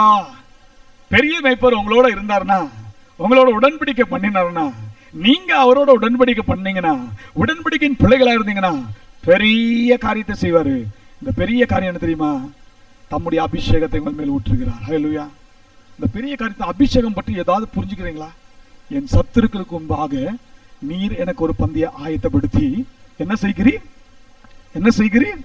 என் தலையை எண்ணெயால் அபிஷேகம் பண்ணுகிறீர். என் பாத்திரம், நல்ல கவனிங்க, பிசாசு தொட முடியாத ஒரு முக்கியமான விஷயம் உங்ககிட்ட தேவன் கொடுத்துட்டார். ஹல்லேலூயா. பிசாசு தொட முடியாத ஒரு முக்கியமான விஷயம் உங்ககிட்ட கொடுத்திருக்கிறார். இதுதான் பெரிய காரியம் சொன்னேன். எந்த கடையிலும் கிடைக்காது, எங்க போனாலும் இது வாங்க முடியாது. ஈவா கொடுத்திருக்கிறார். பெரிய மேய்ப்பர் கிஃப்டா கொடுத்திருக்கிறார். என்ன அது சொல்லுங்களேன்? அபிஷேகம். ஹல்லேலூயா. அபிஷேகத்தை பெற்றுட்டீங்களா? Did you receive God's anointing? ஆண்டவருடைய அபிஷேகத்தை பெற்றுட்டீங்களா? பெரிய மேய்ப்பர் கட்டாயம் கொடுப்பார். வாஞ்சி உள்ளவர்களுக்கு கட்டாயம் தருவார். ஆண்டவராகிய இயேசு கிறிஸ்து தாமே சொன்னார். ஒரு புள்ள போய் தகப்பன்ட்ட போய், அப்பா எனக்கு அப்பத்தை கேட்டா அப்பம் தாங்கன்னு கேட்டா என்ன அவங்க அப்பா என்ன செய்வாரா? பாம்பு கொடுப்பாரா? கொடுக்க மாட்டார்ல. அவருக்கு என்ன செய்வார்? அப்பம் தான் கொடுப்பாரு. முட்டையை கேட்டா தேலா கொடுப்பாரு? கொடுக்க மாட்டாரு. முட்டை தான் கொடுப்பாரு. அப்ப இயேசு கிறிஸ்து சொல்றாரு, ஆண்டவராக இயேசு கிறிஸ்து சொல்றது, ஒரு பொல்லாத தகப்பனே தம் புள்ள அப்பம் கேட்டா, தம் புள்ள முட்டையை கேட்டா முட்டையும் அப்பவும் தான் கொடுக்கிறது உங்க நல்ல பிதா. ஹல்லேலூயா. நீ மீன் வர அந்த வசனத்துல ரொம்ப அருமையான பகுதி. உங்க நல்ல பிதா பரிசுத்த ஆவியானவரை கொடுக்காமல் இருப்பாரோ? அபிஷேகம் உங்களுக்கு வரும். அதுக்கு என்ன செய்யணும்? காத்திருக்கணும். அபிஷேகத்தை பெற்றுக்கொள்ளணும்னா நீங்க தேவ சமூகத்துல காத்திருக்கிற பழக்கம் இருக்கணும். பெரிய மேய்ப்பர்கிட்ட கேளுங்க, பெரிய மேய்ப்பரே எனக்கு உங்களுடைய அபிஷேகம் வேணும். அபிஷேகம் இல்லாம என்னை நடத்தவே நடத்தாதீங்க ஆண்டவரே, எனக்கு உங்களுடைய அபிஷேகம் தேவை. பரிசுத்த ஆவியின் அபிஷேகம் ஒரு மனிதன் மேல் வரும்போது அவன் என்ன அடைகிறான்? பலன் அடைகிறான். அவன் பலன் அடைகிறது மட்டுமல்ல, அவன் தன்னுடைய இடத்துல சாட்சியா மாறுறான், உலகம் முழுவதும் சாட்சியா மாறுறான். அப்போஸ்தலர் நடபடிகள் 1ஆம் அதிகாரத்துல நீங்கள் இதைதான் வாசிக்கிறீர்கள். அந்த அப்போஸ்தலர் 1ஆம் அதிகாரம் அதனுடைய 6ஆம் வசனம் 7ஆம் வசனத்துல வாசித்து பாருங்க. தேவனுடைய அபிஷேகம் நம்மேல் வந்தால் நாம் எப்படி மாறுவோம்? சீஷர்கள் மேல பரிசுத்த ஆவியின் அபிஷேகம் கடந்து வந்த பொழுது மேல் வீட்டு அறையிலே அவர்கள் எல்லாம் சுமார் 120 பேர் கூடி தேவன் சமூகத்தில் காத்திருந்த பொழுது, அப்போஸ்தலர் நடபடிகளை வாசிக்கிறீங்க, அவங்க எல்லாம் காத்திருந்து தேவ சமூகத்தில் ஆண்டவரே எங்களை அபிஷேகம் கேட்ட பொழுது தேவன் தம்முடைய பரிசுத்த ஆவியினால் அவர்களை அபிஷேகம் பண்ணாராம். அபிஷேகம் பண்ண உடனே என்ன ஆச்சு தெரியுமா? உபத்திரம் வந்துச்சு, பிரச்சனை வந்துச்சு, பாடு வந்துச்சு. எல்லாவற்றின் மத்தியிலும் தேவன் அவர்களை சாட்சியாய் நிறுத்தினார். ஹல்லேலூயா. எங்கெங்கெல்லாம் சீஷர்கள் கடந்து சென்றார்களோ, உபத்திரத்தின் மத்தியில, மரண இருளின் பள்ளத்தாக்கின் மத்தியிலே அவங்க கடந்து சென்ற போது கூட அபிஷேகம் அவங்க மேல இருந்ததுனால பிசாசால ஸ்டாப் பண்ணவே முடியல, பிசாசால அவங்களை தடுக்கவே முடியல. அவங்க தேவனுடைய ராஜ்யத்தை கட்டி கொண்டே போனார்கள். எங்கெங்கெல்லாம் சென்றார்களோ வசனம் சொல்லு, அவர்கள் சுவிசேஷத்தை அறிவித்தார்களாம். அதனால இன்னைக்கு தேவனுடைய சபை உலகமெங்கும் ஸ்தாபித்துக் கொண்டு வருகிறது. ஹல்லேலூயா. உபத்திரவத்தின் நேரத்துல தேவ பிள்ளைகளுக்கு தேவன் கொடுத்திருக்கிற ஒரு பெரிய கிஃப்ட் என்னன்னா பரிசுத்த ஆவியின் அபிஷேகம். அந்த பரிசுத்த ஆவியின் அபிஷேகம் இருந்தபடினாலே அவர்கள் கலக்குகிறவர்களாய், யாரை கலக்குகிறவர்களாய்? உலகத்தை கலக்குகிறவர்களாய், உலகத்தில் இருக்கிற அதிபதியை கலக்குகிறவர்களாய் அவர்கள் மாறிவிட்டார்கள். ஹல்லேலூயா. பிசாசு நினைக்கிறான் இவங்களை ஸ்டாப் பண்ணிடலாம்னு நினைக்கிறான்.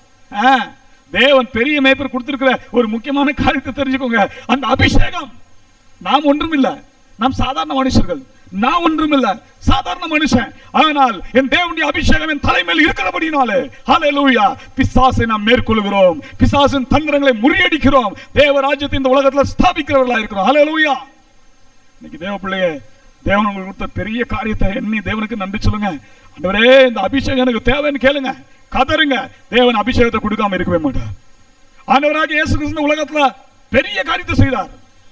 இந்த உலகத்துல 3.5 வருஷம் ஊழியம் செஞ்சாரு, திருப்பமணியை ஏற்படுத்தினாரு. அதுக்கு பின்னாடி காரணம் என்ன தெரியுமா? பிதாவாகிய தேவன் அவரை பரிசுத்த ஆவியினாலும் வல்லமையினால் அபிஷேகம் பண்ணாரா. அந்த அபிஷேகம் பண்ணது மட்டும் இல்ல, கர்த்தர் அவரோடு கூட இருந்தார். வசனம் தான் சொல்லுது, அபிஷேகம் பண்ணப்பட்ட மனுஷன்ட்ட, அபிஷேகத்தை காத்துக்கொள்கிற மனுஷன்ட்ட ஒரு முக்கியமான காரியம் என்ன தெரியுமா? பெரிய மேய்ப்பர் உங்களோட தான் இருப்பார். ஹல்லேலூயா. எப்பொழுதுமே உங்களோட தான் இருப்பாரு, உங்களை விட்டு போகவே மாட்டாரு. அப்ப நீங்க என்ன செய்வீங்க? தரித்திரர்களுக்கு சுவிசேஷம் அறிவிப்பீங்க. ஹல்லேலூயா. நீங்க என்ன செய்வீங்க? பிசாசின் கட்டுகளோடு இருக்கிறவர்களை விடுவிப்பீங்க. நீங்க என்ன செய்வீங்க? நன்மை செய்வீங்க. ஹல்லேலூயா. எல்லாருக்கும் நன்மை செய்வீங்க. இப்படிப்பட்ட நல்ல காரியத்தெல்லாம் செய்ய தேவன் உதவி செய்வார். அபிஷேகம், ஆண்டவரே கேளுங்க, அபிஷேகம் பிசாசு தொட முடியாத ஒரு முக்கியமான காரியம், தேவ அபிஷேகம். இந்த அனாயிண்டிங்கை பார்த்தாலே அவனுக்கு பயம். இந்த அனாயிண்டிங் பார்த்தாலே பயம். சில நேரங்கள் நான் பார்த்திருக்கிறேன், பிசாசு ஓடும் பொழுது ஊழியக்காரர் வந்த உடனே கை வைக்கும் பொழுது ஐயோ என்ன எனக்கு அக்கினி பட்சிக்குது பட்சிக்குது பட்சிக்குதுன்னு சொல்லுவாங்க. நீங்க கையில என்ன வச்சிருக்காரு? அவர் மேஜிக்கா பண்றாரு இல்லையே. அவர் கையில என்ன இருக்கு? ஒண்ணுமே இல்லை. ஆனா அந்த கையில என்ன இருக்குங்க? தேவ அபிஷேகத்தின் வல்லம் அப்படியே அந்த கை மூலமாக பாஸ் ஆகுது. பிசாசால நிக்க முடியல. அந்த அக்கினி, தேவனுடைய அந்த அபிஷேகத்தின் அக்கினி அந்த பிசாசின் கிரியைகளை அழிக்கிறதா இருக்குது. இது தேவன் கொடுத்திருக்கிற ஒரு பெரிய ஈவு. ஹல்லேலூயா. ஹல்லேலூயா. கிருபா வரங்களை பெற்றுக்கொள்ளுங்க. தேவன் பரிசுத்தாவினால் நம்மை அபிஷேகம் போது, தன்னுடைய வல்லமையினால் அபிஷேகம் போது கிருபாவரங்களை கொடுக்கிறார். நீங்க இந்த உலகத்துல சாட்சியுள்ள ஜீவியம் ஜீவிக்க முடியும், வெற்றியுள்ள ஜீவியம் ஜீவிக்க முடியும், சத்துருவை மேற்கொள்ள முடியும். தேவன் அப்படிப்பட்ட காரியத்தை செய்வாராக. நான்காவது முக்கியமான காரியம் தெய்வ அபிஷேகம். ஐந்தாவது ஒரு முக்கியமான காரியத்தை சொல்லி முடிக்கிறேன். 6ஆம் வசனத்தை வாசிப்போம்.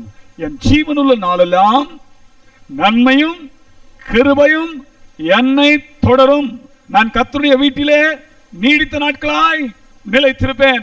இது என்ன காட்டுது? தெய்வீக ஆசீர்வாதம். ஹல்லேலூயா. நமக்கு பெரிய மேய்ப்பராய் இயேசு இருந்தா, he gives us the divine blessing. ஒரு தெய்வீக ஆசீர்வாதத்தை கொடுக்கிறவராய் இருக்கிறார். இன்னைக்கு உங்களுக்கும் எனக்கும் அழிந்து போகாத ஒரு ஆசீர்வாதம் தேவை. இந்த உலகத்துல நீங்க வீடு வாங்குங்க, திருமணம் கேளுங்க, பிள்ளைன்னு கேளுங்க, எது கேட்டாலும் ஒரு நாள் அழிஞ்சு போயிடும். ஆமென். எதுவுமே நிக்க போறது இல்ல. நிக்காத ஆசீர்வாதத்தை கேளுங்க. தாவீதுட்ட ஒரு நல்ல ஒரு குணாதிசயம் என்னதுன்னா, எனக்கு தாவீதுட்ட பிடிச்ச ஒரு காரியம், கர்த்தர் ஒரு மேய்ப்பரா இருந்ததுனால அவருடைய இருதயம் எப்படி இருக்கு தெரியுமா? மேய்ப்பன்ட்ட என்ன தெரியுமா கேட்டுச்சு? கர்த்தாவே, உம்முடைய ஆசீர்வாதத்தினால என் வீட்டை ஆசீர்வதியும். நல்ல கவனிங்க, இது ஒரு முக்கியமான ஒரு ஜெபம். கர்த்தாவே, உம்முடைய ஆசீர்வாதத்தினால என் வீட்டை ஆசீர்வதியும். இப்போ தாவீது யாரு? இந்த ஜெபத்தை செய்யும்போது தாவீது யாரு? ஒரு ராஜா. தேசத்திலேயே ஒரு ராஜா இருக்கிறான்னா அந்த ராஜாக்கு ஏதாவது குறை இருக்கா? அவன் வீடு மாதிரி பெரிய பெங்களா வேற யாருக்கும் இருக்காது. கரெக்ட் தானே?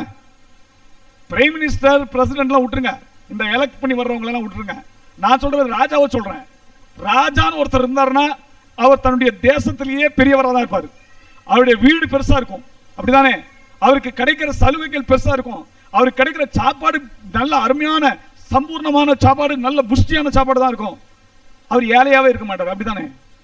தாவீதுக்கு இப்ப என்ன இருக்கு? மனைவி, பிள்ளைக, வீடு, சொத்து எல்லாம் இருக்கு. அவர் சொன்னா ஒரு மந்திரி அப்படி போறான், ஒரு மந்திரி இப்படி போறான், உட்கார்ன்னு சொன்னா உட்கார்றான். அவருடைய பிரஜைகள் அவருக்கு சேவை செய்ய ரெடியா இருக்காங்க. அவ்வளோ பெரிய ராஜா. இந்த ராஜா பார்த்தான், என் வீடு இவ்வளோ பெரிய வீடு இருக்கு, எனக்கு இவ்வளோ பெரிய ரதங்கள் இருக்கு, இவ்வளோ குதிரைகள் இருக்கு, இவ்வளோ சேனை வீரர்கள் என்னை பாதுகாக்க எனக்கு பின்னாடி இருக்காங்க, நான் இவ்வளோ பெரிய வீரன். இதெல்லாம் சொன்னாலும் அவனுக்கு ஒண்ணு தெரிஞ்சிச்சு, இதெல்லாம் அழிந்து போறவைகள். ஐயா, எவ்வளவுதான் இருந்தாலும் இந்த மூச்சு நின்று போச்சுன்னா, இன்னைக்கு ஸ்டாப் ஆச்சுன்னா முடிஞ்சிச்சு கதை. அப்ப ஆண்டவரே, என் வீட்டை எப்படி ஆசீர்வதிங்க? சும்மா ஆசீர்வதிக்க கூடாது, உம்முடைய ஆசீர்வாதத்தினால் என் வீட்டை ஆசீர்வதிங்க. ஹல்லேலூயா. நீங்களும் நானும் அதான் ஜெபிக்கணும். ஆண்டவரே, உம்முடைய ஆசீர்வாதத்தினால் என் வீட்டை ஆசீர்வதிங்க. அது நிலை நிற்கிற ஆசீர்வாதம். ஹல்லேலூயா. அதுல பாருங்க, ஜீவனுள்ள நாளெல்லாம் ஆண்டவர் ஆசீர்வதிக்கும் போது என்ன கொடுப்பாரு? நன்மை, கிருபை. ரெண்டு நல்லா கவனிங்க. நன்மை, கிருபை வேணுமா? இந்த ஆசீர்வாதம் எங்கேயாவது கிடைக்குமா? கிடைக்குமா? நன்மை எதுக்கு? இந்த உலகத்துல பிரசங்கில வாசிக்கிறோம், இந்த உலகத்துல நம்ம சாப்பிடுறது கூட அவருடைய அனுகிரகம் வேணுமா? இந்த உலகத்துல எல்லாம் இருக்கு என்கிட்ட, ஆனா அனுபவிக்கிறதுக்கு எனக்கு அனுகிரகம் வேண்டும். ஐயா, பணம் இருந்தா பத்தாது, சொத்து இருந்தா பத்தாது, இந்த உலகத்துல வேற என்ன இருந்தாலும் என் வீடு ஆசீர்வதிக்கப்படாது. ஆனா அதை அனுபவிக்கிறதுக்கு தேவன் அனுகிரகத்தை பாராட்டும். நன்மை, நன்மை. அவர் நன்மையை கொடுக்கலன்னா ஒண்ணுமே இல்லை. இயேசு கிறிஸ்து நமக்கு நன்மையை கொடுக்கிறார். ஹல்லேலூயா. நம்மிடத்தில் ஒரு நன்மையும் இல்லை, ஞாபகத்தில் வைத்துக் கொள்ளுங்க. ஆனா பெரிய மேய்ப்பராகி இயேசு கிறிஸ்து நமக்குள்ள வந்த உடனே நமக்குள்ள நன்மை வந்துருது. என்னது? கிருபையின் பிரமாணம் உள்ள வந்துருது. ஹல்லேலூயா. நம்மை மரணத்திலிருந்து விடுவிக்கிறது, நம்மை நரகத்திலிருந்து விடுவித்து பரலோகத்தின் பிள்ளையா மாற்றுகிறது. எவ்வளவு பெரிய கிருபை! நித்திய உடன்படிக்கையின் ரத்தத்தினாலே இயேசு கிறிஸ்துக்கு நம்ம நல்ல மேய்ப்பரா மாறி இருக்கிறார், பெரிய மேய்ப்பரா மாறி இருக்கிறார்னா நீங்க தேவனுக்கு நன்றி சொல்லணும். ஏன்னா உங்களுக்கு ஃபர்ஸ்ட் ஆசீர்வாதத்தை கொடுத்தது என்ன தெரியுமா? என்னில் நன்மை ஒன்றும் இல்லையா ஆண்டவரே, ஆனாலும் எனக்கு சகல நன்மையும் கொடுத்திருக்கிறீர்கள். ஹல்லேலூயா. பவுல் சொல்றாரு, என்னிடத்தில் நன்மை ஒன்றும் இல்லை, இந்த அழிந்து போகிற சரீரமுடைய நான் அழிந்து போகக்கூடியவன், நீ நரகத்துக்கு பாத்திரவனாய் இருக்கிறேன். ஆனால் ஆண்டவராகிய இயேசு கிறிஸ்து எனக்கு ஈவாக தேவன் கொடுத்திருக்கிறார். அந்த கிருபையின் மூலமாக நான் இப்பொழுது நன்மையை பெற்றிருக்கிறேன். சகல நன்மை அனுபவிக்கிறதுக்கு தேவன் நமக்கு கிருபை கொடுத்திருக்கிறாரு. பாருங்க, சகல நன்மை தருவாரு, கிருபை தருவாரு. கிரேஸ் இல்லாம நீங்க ஒண்ணுமே செய்ய முடியாது. கிருபை வேணும். ஊழியம் செய்யறதுக்கு கிருபை, பரிசுத்தமாய் வாழ்வதற்கு கிருபை, விசுவாச ஜீவிதத்தை வளர்வதற்கு கிருபை, பொறுமைக்கு கிருபை, எல்லாத்துக்கும் கிருபை தேவை. ஹல்லேலூயா. கிருபை இல்லாம ஒண்ணும் செய்ய முடியாது. கிருபையை பெற்றுக் கொள்ளுங்கள். கிருபை மாதிரி ஒரு சொத்து இந்த உலகத்துல வேற எதுவுமே கிடையாது. மூன்றாவது ஒரு முக்கியமான காரியம் என்ன தெரியுமா? நித்திய வீடு. ஹல்லேலூயா. என்ன செய்யறாரு? நீங்களும் நான் இந்த உலகத்துல எப்படி இருக்கிறோம்? பரதேசி, அரதேசி. ஹல்லேலூயா. நம்ம யாரு? பரதேசி, அரதேசி. எங்க அப்பா இந்த வாட்டி உள்ள பத்திரிகைகள் எழுதியிருக்காங்க, அரதேசினா யாருன்னு. அரதேசினா ஒன்னுத்துக்கும் லாய்க்கு இல்லாத பையன், அதான் அரதேசி. பரதேசினா எனக்கு ஒரு வீடு இல்ல, எனக்கு ஒரு நாடு இல்ல, நான் தான் பரதேசி. இந்த உலகத்துல நம்ம எல்லாம் பரதேசி, அரதேசி. ஆனா நமக்கு ஒரு நித்திய வீட்டை தேவன் உண்டாக்கி இருக்கிறார். உங்களுக்கு இயேசு பெரிய மேய்ப்பராக இருந்தா, உடன்படிக்கையின் பிள்ளைகளா நீங்க ஜீவித்தீங்கன்னா ஒன்று சொல்லட்டும், தேவன் உங்களுக்கு ஒரு பெரிய வாசஸ்தலத்தை தேவன் தன்னுடைய வீட்டில் ஆயத்தம் பண்ணுகிறவராக இருக்கிறார். அதனால ஆண்டவராகிய இயேசு கிறிஸ்து தம்முடைய சீஷர்களை பார்த்து சொன்னாரு, யோவான் 14ஆம் அதிகாரம் 1 வாசிக்கிறோம், என் பிதாவின் வீட்டில் அநேக வாசஸ்தலங்கள் உண்டு. அப்படி இல்லைன்னா நான் உங்களுக்கு சொல்லியிருப்பேன். அந்த இடத்துல உங்களுக்கு என்று ஒரு என்ன செய்ய போறேன்? ஸ்தலத்தை ஆயத்தம் பண்ண போகிறேன். எதுக்குங்க அந்த ஸ்தலம்? என்னோட கூட நீங்க எல்லாம் வாழணும். ஹல்லேலூயா. உடன்படிக்கை ரத்தத்தினால என்ன உடன்படிக்கை பண்ணா இயேசுக்குள்ள அன்பை பார்த்தீங்களா? நீ சீக்கிரமா என் குணத்துல வந்துரு, என் சாயல்ல வந்துரு. பிதா நம்ம எதுக்கு முன்குறித்திருக்கான்னு நான் அடிக்கடி சொல்வது உண்டு. பிதாவாகிய தேவன் தம்முடைய குமாரனாகிய இயேசு கிறிஸ்துவின் சாயலுக்கு ஒப்பாய் நாம் மாற வேண்டும் என்று சொல்லி நம்மை முன்குறித்திருக்கிறார். இந்த உலகத்துல நாம் ஜீவிக்கும் பொழுது, பெரிய மேய்ப்பருக்கு அடங்கி ஜீவிக்கும் பொழுது, உடன்படிக்கையின் ரத்தத்தின்படி நம்ம அதுக்கு உட்பட்டு ஜீவிக்கும் பொழுது, உடன்படிக்கையின் பிள்ளைகளா ஜீவிக்கும் பொழுது, ஆண்டவர் தம்முடைய குமாரனின் சாயலை நமக்குள்ளே கொண்டு வருகிறவராக இருக்கிறார். நீங்க இயேசுவின் சுபாவத்தை உடையவர்களாம் மாற மாற மாற மாற இயேசு பார்த்துட்டே இருப்பாரு. இனிமேல் இவன் இங்க இருந்தா லாய்க்கு இல்லை, என் இடத்துக்கு வந்துடணும், கிளம்பு மகனே, நீ வா, வானம் திறந்திருக்கிறது வா என்று சொல்லி அழைத்துருவார். ஹல்லேலூயா. நித்திய வீட்டுக்கு அழைத்து செல்வார். அதனால சீசர்ல பார்த்து சொன்னாரு, நான் உங்களை 3 வருஷம் கூட இருந்த மத்தியா என் சுபாவம் உள்ள வந்துருச்சு, இன்னும் கொஞ்சம் வரணும், இன்னும் கொஞ்சம் வரணும், இன்னும் நீங்க செய்ய வேண்டிய நிறைய வேலை இருக்கு, நீங்க எல்லாம் செஞ்சுட்டீங்கன்னா அப்புறமா என்ன செய்வேன்? நான் உங்களுக்கு ஒரு ஸ்தலத்தை ஆயத்தம் பண்ண போறேன், அங்க உங்களை என்ன செஞ்சிருவேன்? அழைத்து செல்வேன். நல்லா கவனிங்க. உங்களுக்கு ஒரு லேண்ட் இருக்கா? வீடு இருக்கா? இருக்கா? இந்த உலகத்துல வீடு இல்ல, வீடு இல்லைன்னா பரவாயில்ல, பிரச்சனை இல்லை. உங்களுக்கு நித்திய வீடு இருக்கு. ஹல்லேலூயா. நித்திய வாசஸ்தலம் உண்டு. இதை காட்டிலும் பெரிய ஆசீர்வாதம் வேணுமா? வேணுமா? தேவ பிள்ளையே, தேவன் கொடுத்திருக்கிற பெரிய காரியங்களை பெற்றுக்கொள்ளுங்கள். நான் மீண்டும் சொல்லி முடிக்கிறேன். முதல்ல நமக்கு பெரிய மேய்ப்பராக இயேசு நம்மோடு இருப்பார் என்றால் நாம் அந்த உடன்படிக்கையின் பிள்ளைகளா ஜீவிப்போனா, முதல் காரியத்தை பெரிய மேய்ப்பர் நமக்கு செய்யறது என்னன்னா, நமக்கு ஒரு திவ்ய பராமரிப்பை தருகிறார். Divine provision. தேவன் நம்முடைய ஆவிக்குரிய தேவைகளை சந்திக்கிறார், போஜனத்தை தருகிறார், ஆகாரத்தை தருகிறார், நம்முடைய சரீர பிரகாரமான தேவைகளை சந்திக்கிறார், நமக்கு நித்திய இளைப்பாறுதல், ஆத்மாவுக்கு இளைப்பாறுதல் தருகிறவராக இருக்கிறார். அது மட்டுமல்ல, இரண்டாவது அவர் நமக்கு ஒரு திவ்ய நடத்துதலை தருகிறார், தேவ நடத்துதலை தருகிறார், கைடன்ஸ், எப்படி நடக்கணும் கற்று தருகிறார். மூன்றாவது அவர் என்ன பெரிய காரியம் செய்யறாரு? நம்முடைய பிரசன்னத்தை நமக்கு தரார். அதுதான் திவ்ய பிரசனம். அந்த பிரசனம் நமக்குள்ள இருந்துச்சுன்னா போதும், நாம் எதனாலும் ஜெயிக்க முடியும். ஹல்லேலூயா. நான்காவது ஒரு காரியம், தெய்வ அபிஷேகத்தை நமக்கு தருகிறவராக இருக்கிறார். இந்த அபிஷேகம் ஒன்றுதான் சாத்தானால தொடவே முடியாது. ஆகவே அந்த அபிஷேகத்தை தர்றாரு. அந்த அபிஷேகம் உங்களை நித்திய ராஜ்யத்துக்குள் கொண்டு வரும். ஐந்தாவது காரியம், தெய்வீக ஆசீர்வாதத்தை தருகிறவராக இருக்கிறார். இந்த ஆசீர்வாதம் உங்களுக்கு இருந்தா போதும், நீங்க உலகத்துல நீங்க தான் பெரிய பாக்கியவான். ஹல்லேலூயா. கர்த்தர் நமக்கு கிருபை தருவாராக. தேவன் தாமே நமக்கு அதிகமான கிருபையை தந்து பலப்படுத்துவாராக.